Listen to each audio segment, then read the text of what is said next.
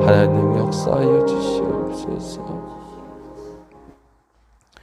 억울해서 기도하고 속상해서 기도하고 하나 되고 싶어 기도하고 또한 억울함을 풀어주시는 하나님을 믿기에 기도하오니 하나님 우리의 기도에 응답하여 주옵소서. 도대체 마음대로 되는 게 아무것도 없을 때 하나님밖에 없사오니 하나님 당신께 구하오니 하나님 응답하여 주시옵소서. 어디에 매달릴 데가 없어서 하나님께 매달립니다. 아니 어디에 매달려 봐도 거기선 정답이 나오지 않아 하나님께 매달려오니 하나님 당신께 매달리는 우리의 기도에 응답하여 주시옵소서. 오늘도 간구해 봅니다. 하나님이 계신 줄 믿기에, 하나님이 응답하실 줄 믿기에, 하나님이 함께 하실 줄 믿기에, 그리고 하나님이 이루실 걸 믿기에 기도하오니 주여 나의 기도에 응답하여 주시옵소서. 감사합니다. 고마우신 예수님 이름으로 기도드렸습니다. 아멘, 아멘. 창세기 29장 31절에서 30장 8절까지 조금 긴 본문인데요. 창세기 29장 31절에서 35절까지만 우리 읽어보죠. 그리고 8절까지 같이 살펴보도록 하겠습니다.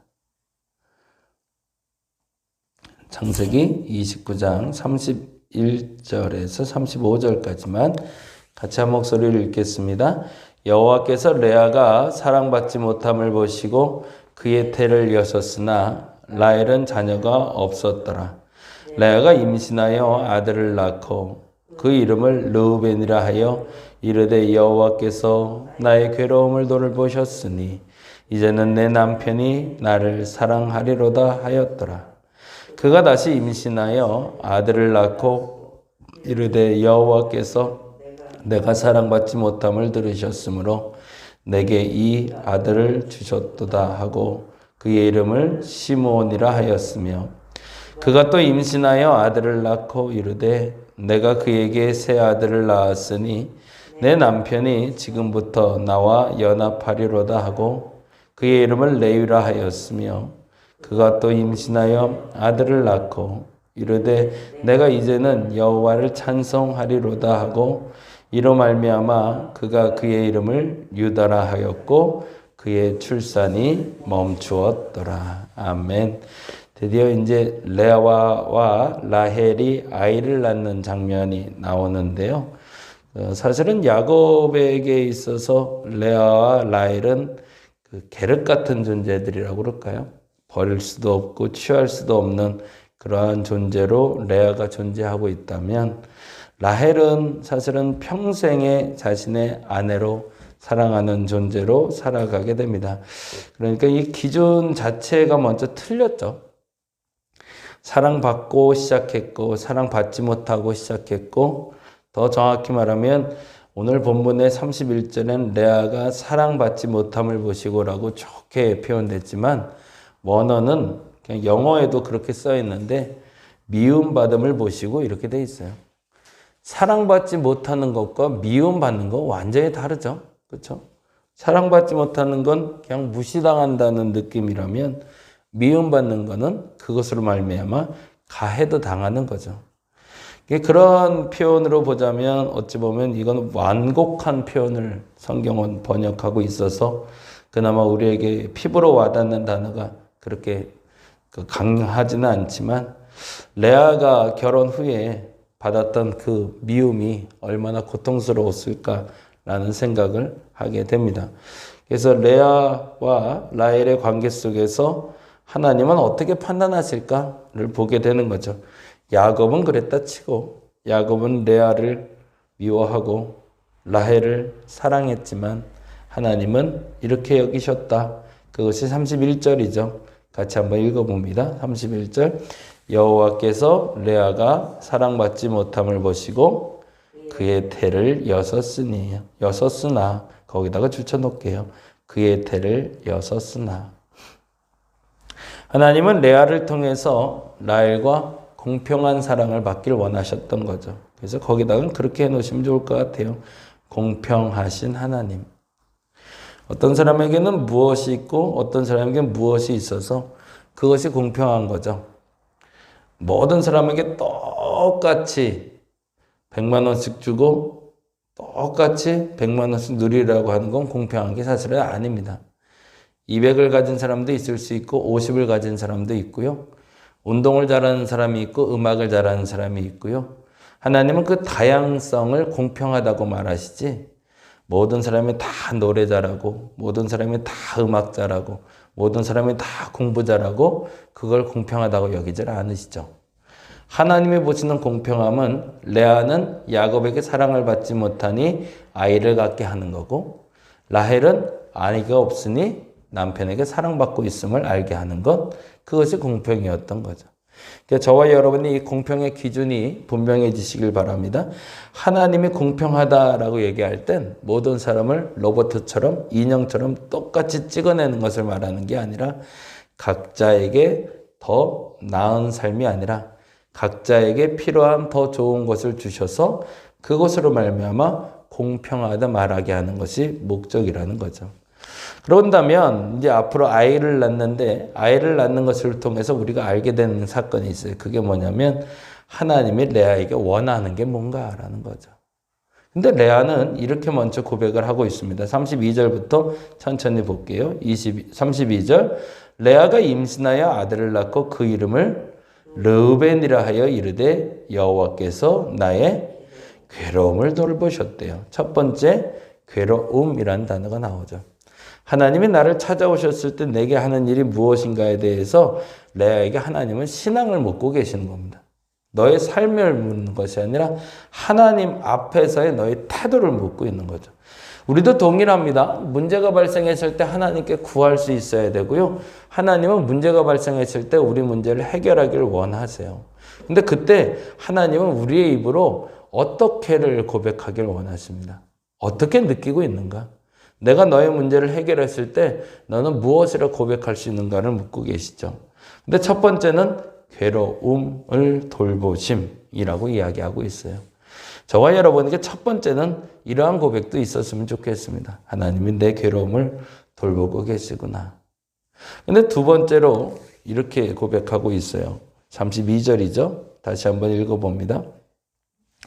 레아가 임신하여 아들을 낳고 그 이름을 르우벤이라 하여 여호와께서 나의 괴로움을 돌보셨으니 이제는 내 남편이 나를 사랑하리로다. 그게 제일 고통스러웠던 거죠. 그래서 레아는 자신의 괴로움이 사라지게 됐다는 것이 남편의 사랑이 자기에게 돌아올 것이라고 생각했던 거죠. 근데 그게 돌아왔던가? 아니죠. 근원적인 문제가 해결이 안 됐다는 얘기죠. 그래서 33절에 이렇게 얘기합니다. 그가 다시 임신하여 아들을 낳고 이르되 여호와께서 내게 사랑받지 못함을 들으셨습니다. 그렇죠. 괴로움을 돌보셨으니 사랑받을 줄 알았는데 사랑이 아직 나에게 오지 않은 거죠. 그래서 또 하나님께 구했고 하나님은 그에게 아들을 주셨는데 그 아들의 이름이 시몬이다. 그래서 이제는 사랑받게 될 거다. 근데 아까 말씀드린 대로 사랑받지 못한다는 단어를 원래 원어는 미움받고 있다라는 단어를 쓰고 있다는 거 기억하시면 좋겠고요. 그러고 나서 34절에 이렇게 얘기하죠. 그가 또 임신하여 아들을 낳고 이르되 내가 그에게 새 아들을 낳았으니 내 남편이 지금부터 나와 연합하리로다 라고. 근데 그렇게 될까요? 그렇게 안 되더라는 거죠. 우리가 여기서 한 가지 매우 중요한 걸 깨달아야 되는데 레아가 깨닫지 못하는 게 있습니다. 그게 뭐냐면 우리의 열심과 어떤 행위가 사람도 그리고 하나님도 바꿀 수 없다라는 겁니다. 내가 무엇을 해서 하나님이 구원해 주시는 것이 아니라 하나님이 나를 기억하셨기 때문에 내 문제를 해결하시는 거죠. 그 부분에서 우리가 명확해질 필요가 있어요.